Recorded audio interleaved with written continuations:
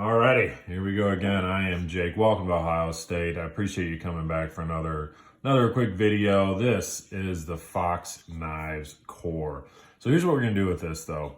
I need everybody's help. All right. I'm at a crossroads with this knife. I'm at a crossroads with my whole collection of, if I don't love it, I just get rid of it. All right.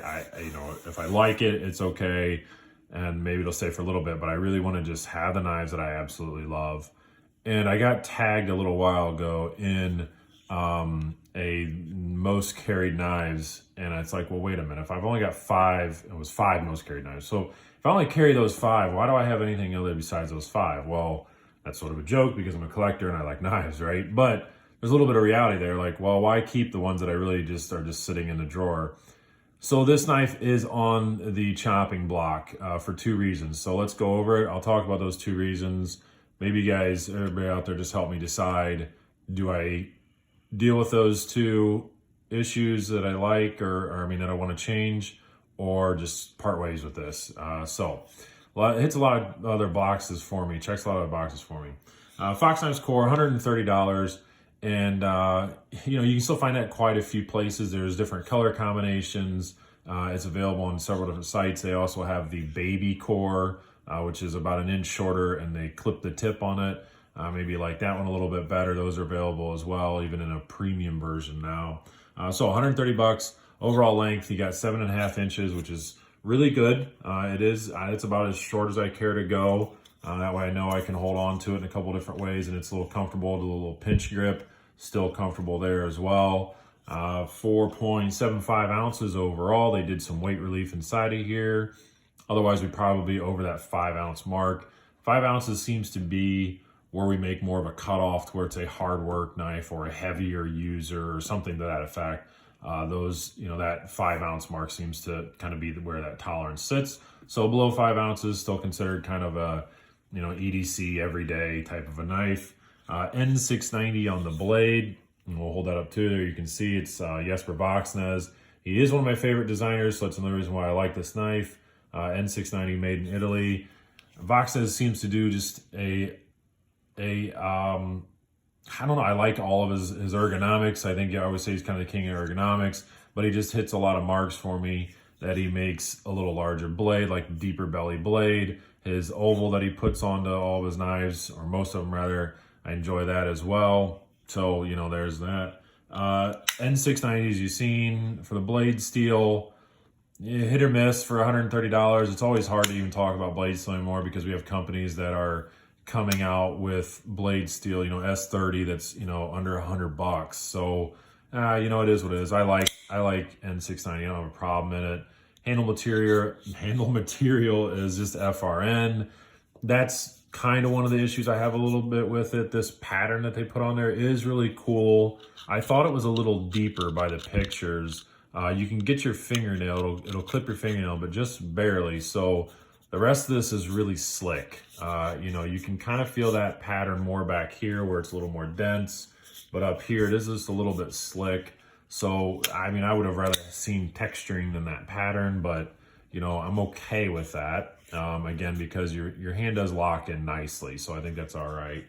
Ball bearing pivots, pivot system, so that's cool. Easy to open. The action on it is quite terrific.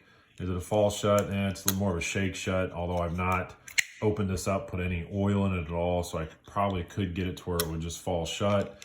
But you can do the reverse flick, you can thumb flick it, you can slow roll it.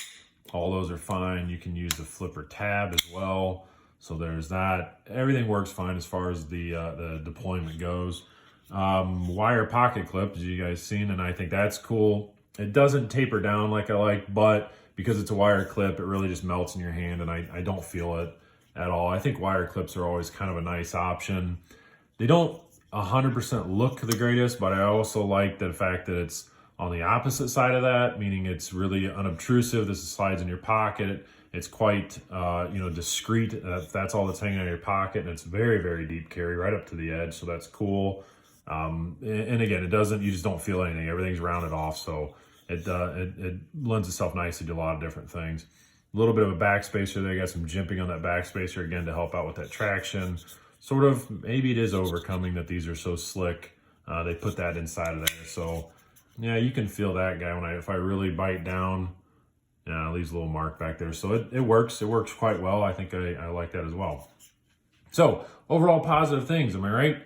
All right, here's my thing with this is I don't mind this handle, but this is another knife to me where it almost begs to have a legitimate, forward finger choil. I think that would be so, and I could spread my fingers out a little bit more and I could really kind of choke up because it's this fatter blade, you could put some work in on that with using that tip. So man, I want to be able to choke up and get that in there. That would be so nice.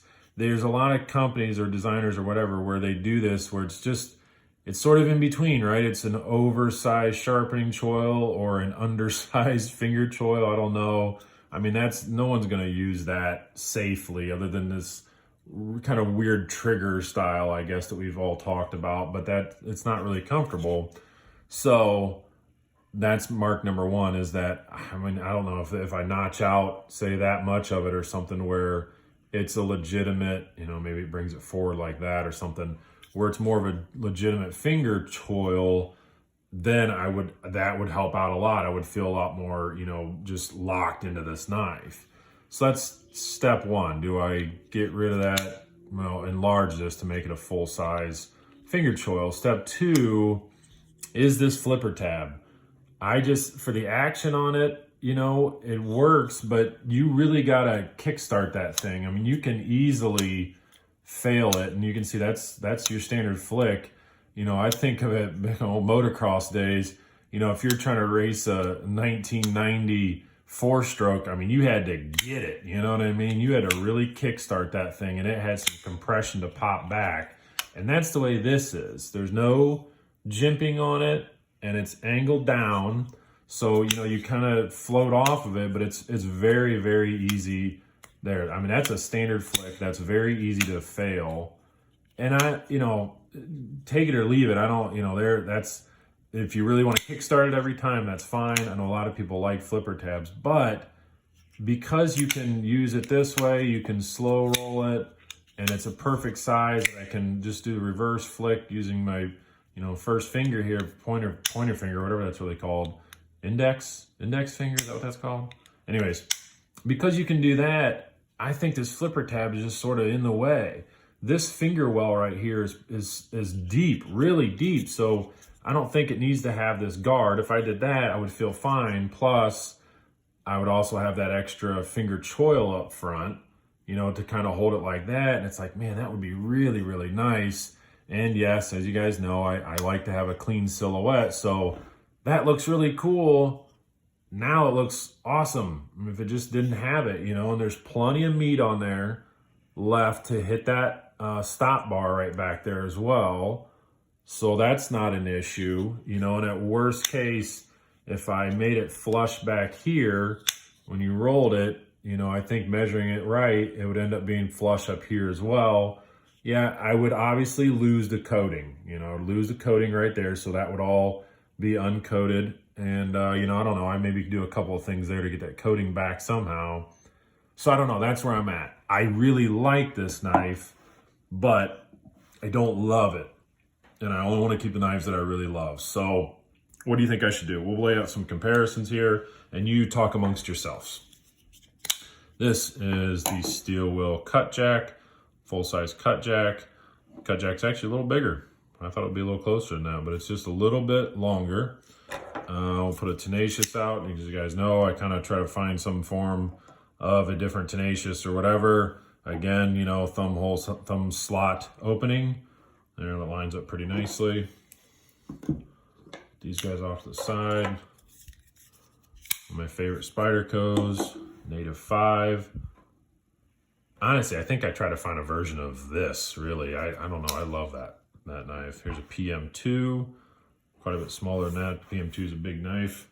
So there you go. I don't know. Let me know down in the comments. Do I do a little modifying on it, keep it, or just part ways with it and I don't know, be sad when I look in pictures of it, I guess. I don't know. Maybe I'll do that.